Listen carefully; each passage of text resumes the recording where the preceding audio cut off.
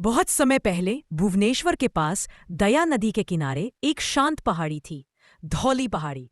लेकिन यह जगह हमेशा शांत नहीं थी। यहीं पर हुई थी इतिहास की सबसे विनाशकारी लड़ाइयों में से एक, कलिंग युद्ध। सम्राट अशोक जब युद्ध समाप्त होने के बाद धौली की पहाड़ी पर खड़े होकर दया नदी को देखा तो उनका दिल दहला उठा। नदी का पानी रक्त से लाल हो चुका था। हजारों सैनिकों, निर्दोष लोगों और जानवरों की मृत्यु देखकर अशोक बदल गए। उन्होंने युद्ध और हिंसा को हमेशा के लिए छोड़कर शांति और बौद्ध धर्म का मार्ग अपनाया।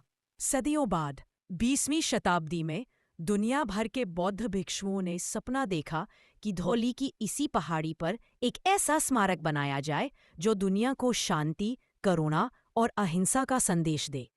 यह सपना साकार हुआ जब जापान बुद्ध संघ और कलिंग निप्पोन बुद्ध संघ ने ओडिशा सरकार के साथ मिलकर यहाँ एक शांति स्तूप, पीस पगोडा बनाने का निर्णय लिया।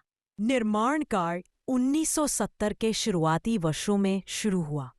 जापानी भिक्षु, भारतीय कारीगर और स्थानीय मजदूर एक साथ काम करने लगे।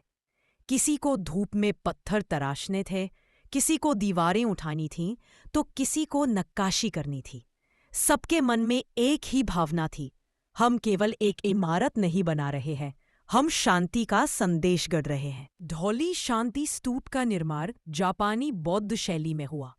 शुद्धता का प्रतीक सफेद गुंबद, शक्तिशाली सिंह की मूर्तियां, अशोक चिन्ह की याद दिलाती बुद्ध के जीवन की झांकियां, अशोक के परिवर्तन और युद्ध छोड़ने की कलाकृतियां, ध्यान और शांति के लिए बना विशाल प्रांगण।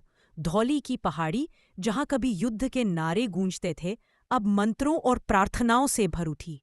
कई वर्षों की मेहनत के बाद 1972 में धौली शांति स्तूप पूरा हुआ।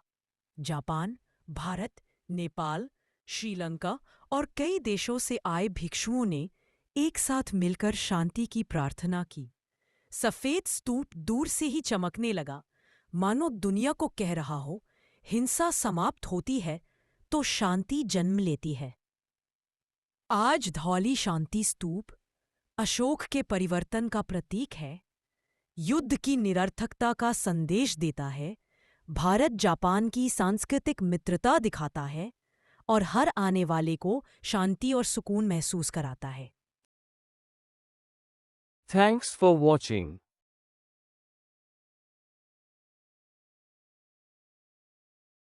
Like, share, subscribe.